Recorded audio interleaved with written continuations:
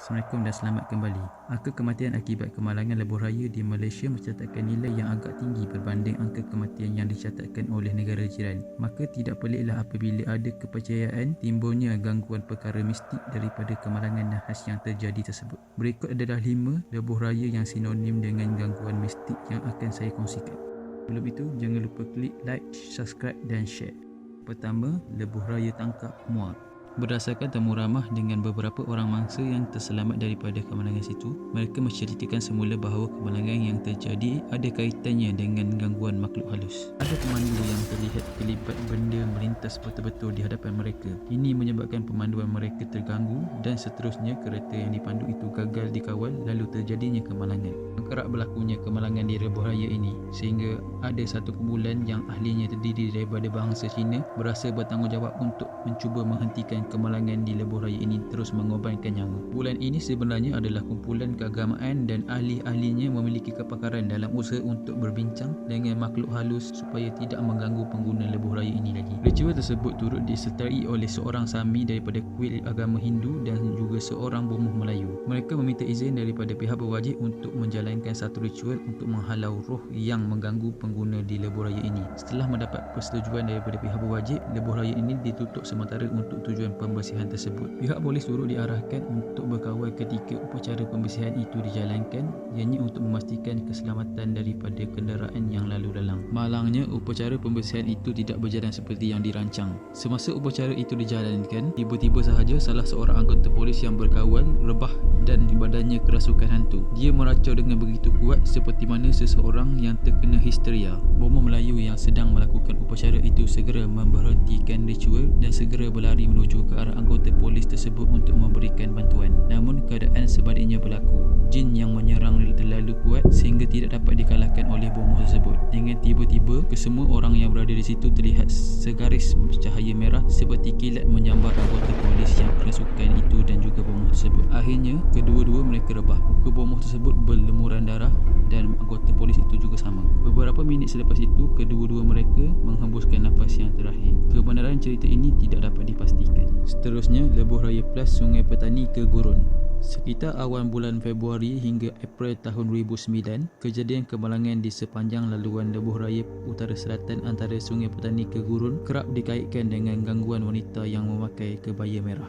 Kelibat wanita cantik, muda, ramping serta berambut panjang itu dikatakan tiba-tiba muncul di tepi lebuh raya sebelum melintas di hadapan kenderaan pengguna lebuh raya tersebut. Pemandu yang terkejut dan ketakutan dikatakan menjadi punca kenderaan dipandu hilang kawalan sehingga terlibat dalam kemalangan.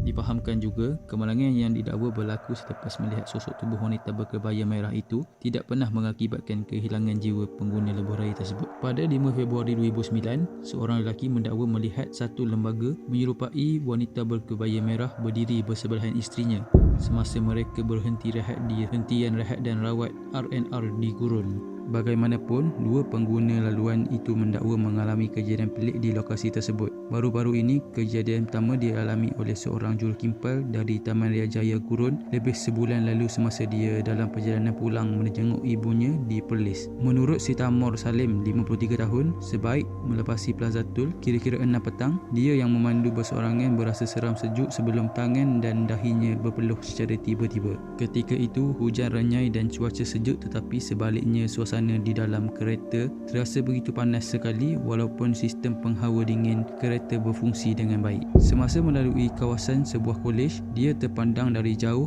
seorang wanita memakai pakaian berwarna merah berdiri berseorangan di bahu jalan.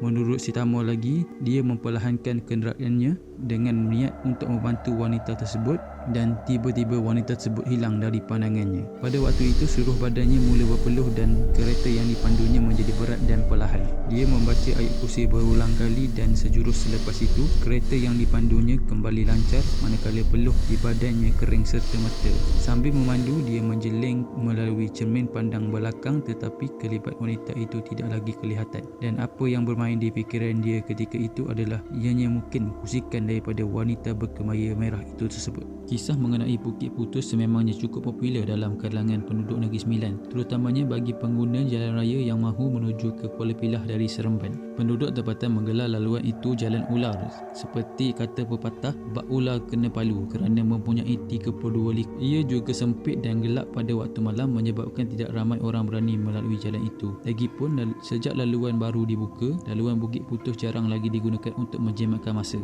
Keadaan jalan Bukit Putus yang dikelilingi hutan rimba dan bergaung itu dikatakan keras, dan ramai pengguna jalan raya pernah menjadi mangsa gangguan ketika melalui kawasan tersebut. Mengimbau kejadian ngeri melalui jalan Bukit Putus, seorang pemuda yang dikenali sebagai Syakir memberitahu walaupun peristiwa itu sudah lama berlalu, namun ia kekal segar dalam ingatannya sehingga hari ini. Cerita Syakir, ketika kejadian dia bersama abangnya dalam perjalanan pulang ke rumah ibu bapa mereka di Kuala Pilah untuk mengambil barang sebelum meneruskan perjalanan ke Pahang kerana berhari raya di kampung neneknya. Ia berlaku pada tengah malam. Menurut Syakir, ketika kejadian saya bersama abang dan apa yang menimpa kami ketika itu menjadi sejarah hitam buat kami. Malah kalau saya sebut perkara ini kepada abang, dia pasti akan marah dan minta jangan dikenang lagi, katanya memulakan bicara. Pada awalnya, kata Syakir, perjalanan mereka berjalan lancar, namun apabila tiba di selekoh ketiga Bukit Putus, radio kereta abangnya tiba-tiba mengalami gangguan siaran. Dalam keadaan sunyi dan hanya bertemankan bunyi enjin kereta, Syakir memberitahu dia tiba-tiba mendengar bisikan seorang wanita yang meminta tolong. Saya ingat bisikan itu berbunyi, "Berhenti anak aku, ke kiri gaung, tolong." Apabila saya tersedar dari lamunan, saya segera menggosok-gosok telinga saya sehingga abang hairan melihat gelagat saya. Abang saya mahu berhenti di tepi jalan pada awalnya, namun saya minta dia teruskan perjalanan tanpa memberitahu apa yang berlaku kepada saya. Tambah Syakir, akibat ketakutan, dia menitiskan air mata dan tidak berani memandang ke depan dan hanya menundukkan pandangan ke bawah. Tidak cukup dengan itu, kata Syakir, setibanya mereka di selekoh kelima, abangnya mengadu kereta berasa berat seperti mendaki bukit walaupun menggunakan giar rendah. Saya memang sudah tidak bercakap ketika itu, tapi apabila abang tiba-tiba bersuara, berat pula tiba-tiba kami terdengar suara ketawa dan mengilai. Setibanya di selekoh ke-8, Syakir memberitahu kereta mereka tiba-tiba bergerak perlahan sebelum abangnya mengambil keputusan untuk berhenti tepi jalan bagi memeriksa enjin. Walaupun ditegah, namun mereka tiada pilihan kerana perlu meneruskan perjalanan pulang ke kampung dan tidak mahu tersadar di tepi jalan yang sebelahnya adalah gaung. Seperti dijangka, kata Syakir, ketika abangnya keluar dari kereta, dia terlihat kelibat seperti wanita rentung di belakang abangnya sehingga membuatkannya tergamam.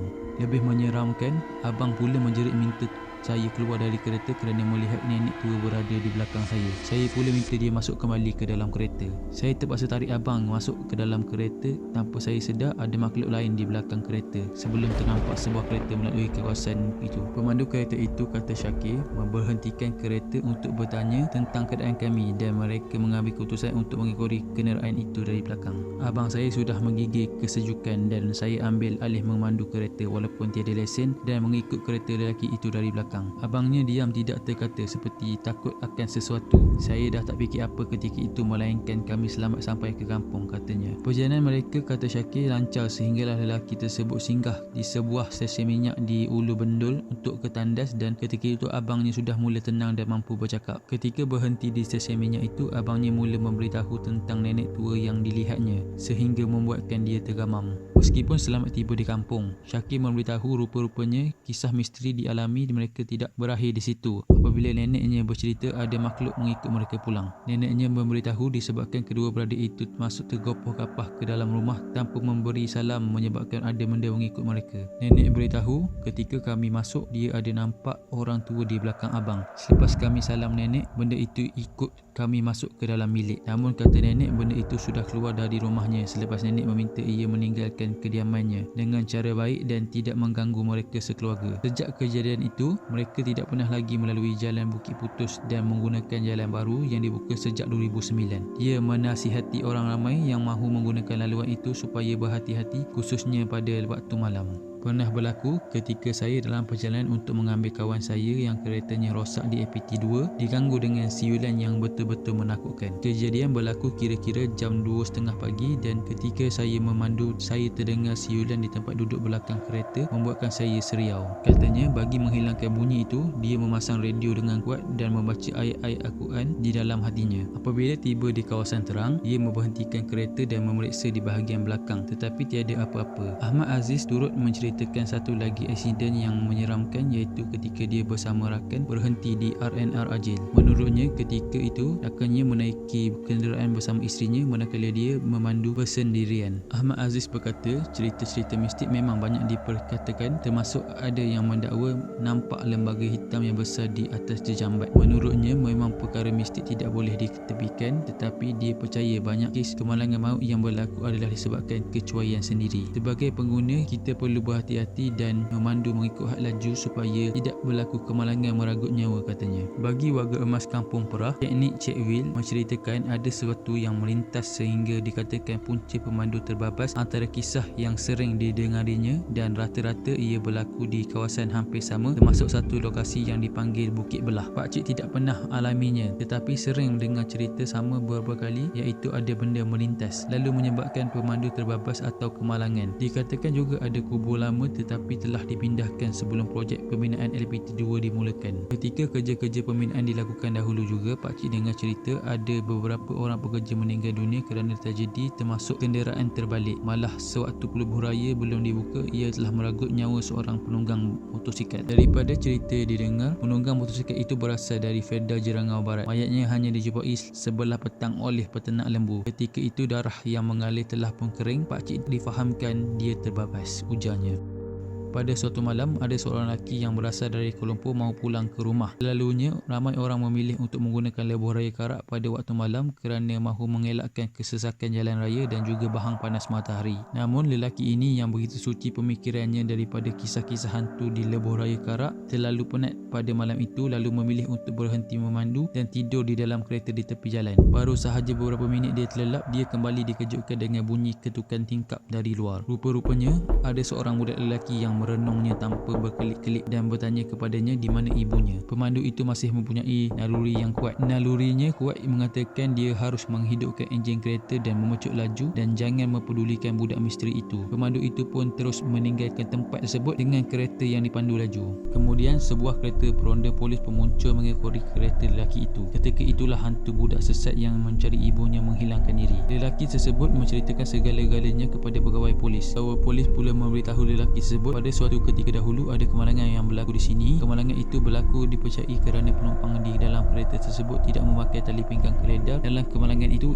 ibu kepada budak tersebut tercampak keluar dari keretanya manakala budak tersebut kekal di dalam kereta. Disebabkan hal itu, budak itu pun meraya-raya mencari ibunya sehingga kini. Lanjut kepada kisah kedua. Suatu malam, seorang DJ radio pada tahun 90-an mengadakan satu rancangan berkongsi cerita-cerita seram. Ada seorang pemanggil call dan menceritakan satu pengalaman ngeri. Cerita itu didengar secara langsung di radio oleh semua pendengar seluruh Malaysia. Dia itu telefon dan menceritakan pengalaman dia sedang memandu di sebuah lebuh raya bersama isteri, anak dan kedua orang tuanya, yang mana kemudian mereka terlibat dalam suatu kemalangan yang tragik. Kereta yang dipandunya terjatuh ke dalam gaung. Dia memberitahu dia sangat sedih kerana kedua orang tuanya dan ahli keluarganya meninggal dunia akibat kemalangan tersebut. Akhir sekali, dia berkata dia nampak dirinya juga mati di tempat kejadian. Ianya diikuti dengan hilai tawa dan kemudian talian terus terputus. DJ radio berkenaan cuba memanggil beberapa kali dan panggilan tidak dapat disambung. Beberapa minit kemudian, rancangan kembali seperti biasa. Ramai yang menyangka ia hanya sekadar panggilan palsu atau prank call. Esokan harinya, di akhbar terpampang berita mengenai kemalangan di kilometer yang sama seperti yang diceritakan oleh pemanggil radio di malam tadi. Dan mangsa yang mati adalah dua orang warga emas, seorang kanak-kanak dan sepasang suami isteri. DJ radio berkenaan terkejut lalu cuba mendengar semula rakaman malam tadi dari pemanggil misteri tersebut. Namun rakaman tersebut kosong dan hanya dipenuhi dengan bunyi senyap yang mengerikan.